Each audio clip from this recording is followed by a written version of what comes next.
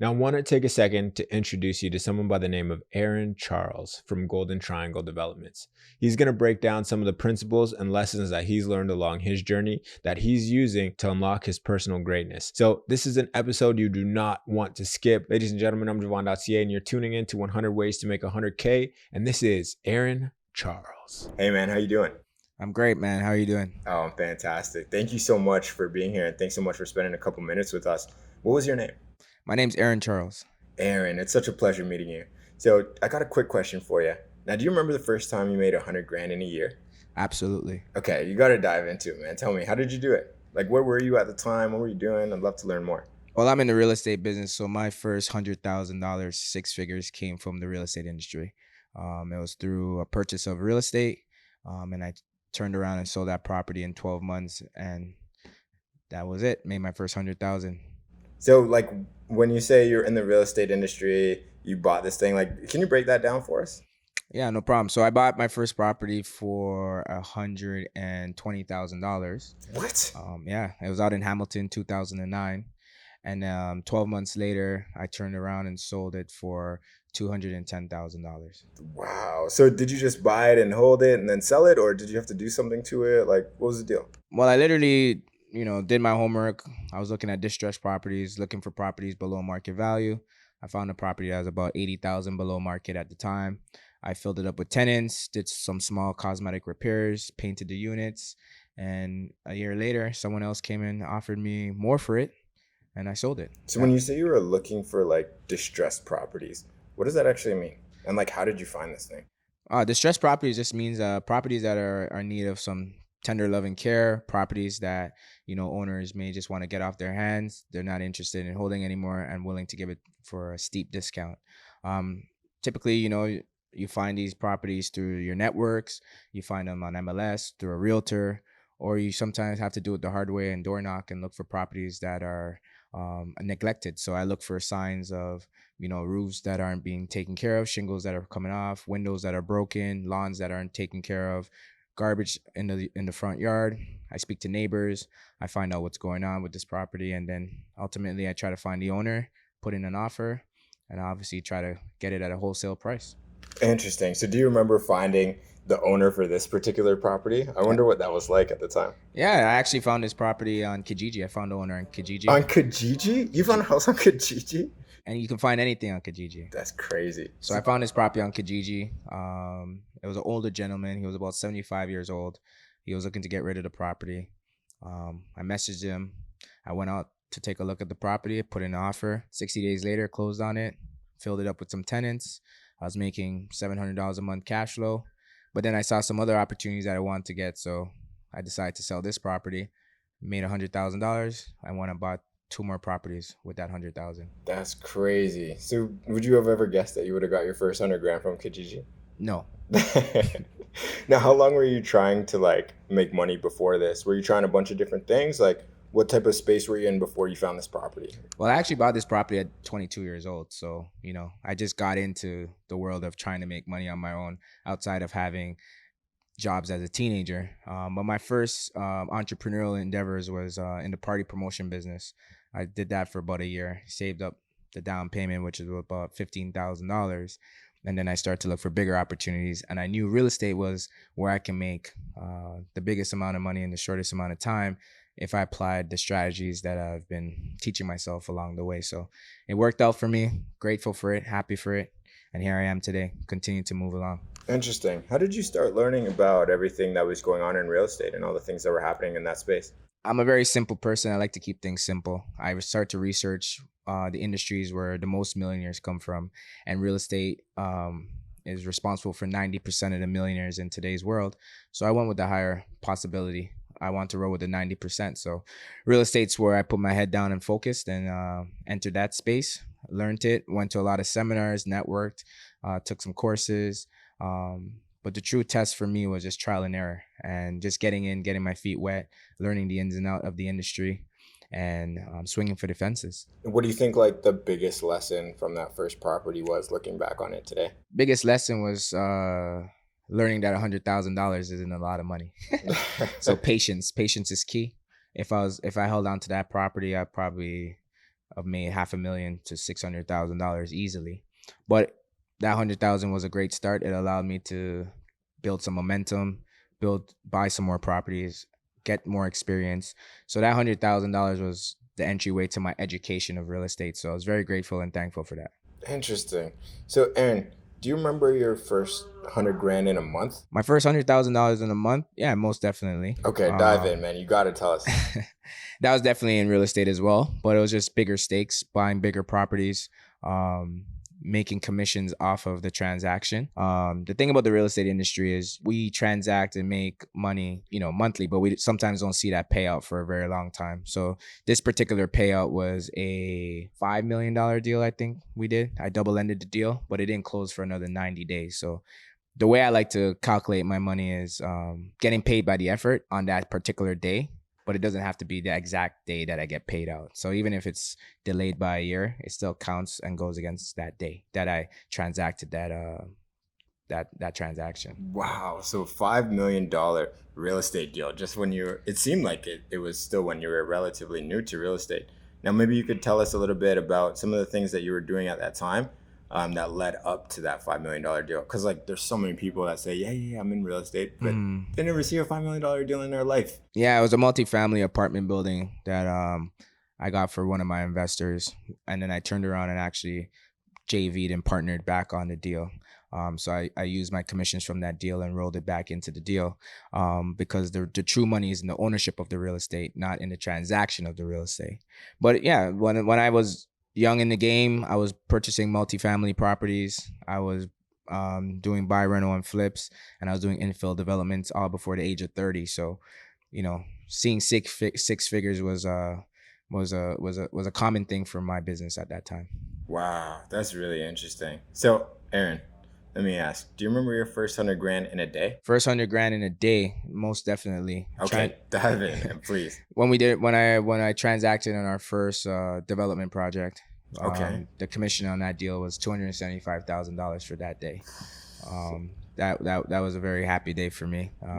It took some time to locate the property. It took some time to put the deal together, but definitely was able to achieve six figures in a day. That's crazy. So how does that work? That development deal, 275K commission. Some people say, yeah, I want to make six figures. I want to make six figures and never even see that in their life, right? So how does that commission on a development deal work? Maybe you could break down the mechanics and some of the things that go into it so people that have never heard about development can understand a little bit more about what it actually means. Yeah, so at the end of the day, it's all about the numbers, right? So it's all about knowing what your commission is going to be and then looking for deals that pay out significantly. So, this happened to be a $16 million deal. The commission was 3%. I co-brokered it with somebody else as well.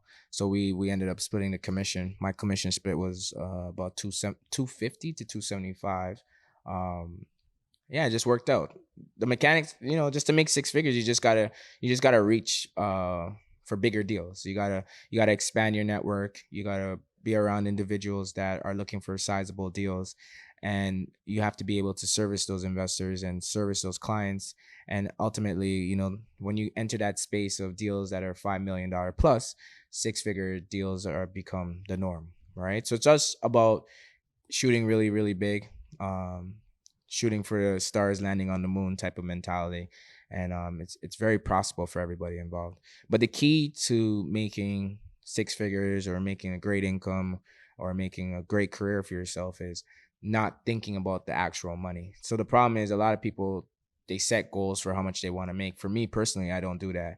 For me, it's just all about adding value to everything that I do and moving up the ladder organically. And through time and through effort, you will land exactly where you want to be. But you have to put the money on the back burner and just focus on service and focus on value adding value to everything that you do. And once you become a really good problem solver and a really good person that people can rely on to find opportunities and create success for others, you start to get paid really, really well. So you got to look at it like anything in life. Anyone that gets paid very high income or makes really good money, they're very specialized and they're the best at what they do. So LeBron James, Steph Curry, Denzel Washington, Mark Zuckerberg, um, you know, Bill Gates, Donald Trump. These are people, Kanye, these are people who spend years and years, hours and hours mastering their craft or what they do, and then getting paid very, very well at the end result. So that's how I approach my business. I don't wake up in the morning thinking of any dollar amount. I wake up every day thinking about how can I add value? How can I better myself? How can I improve? And how can I create more success for other people? And ultimately that behavior transpires into my results. Interesting. So, question for you. Like, when did you think your mentality started to change towards that? Is that something that you've always adopted, or is that something that's like that you say you maybe learned one day? It just came organically for me. It's just understanding that, you know, once I start to see what it took to create true wealth and build the life that I wanted, it wasn't the dollar amount. It was how people reacted to myself, how people reacted to my business, and how I made people feel when it came to doing business with me.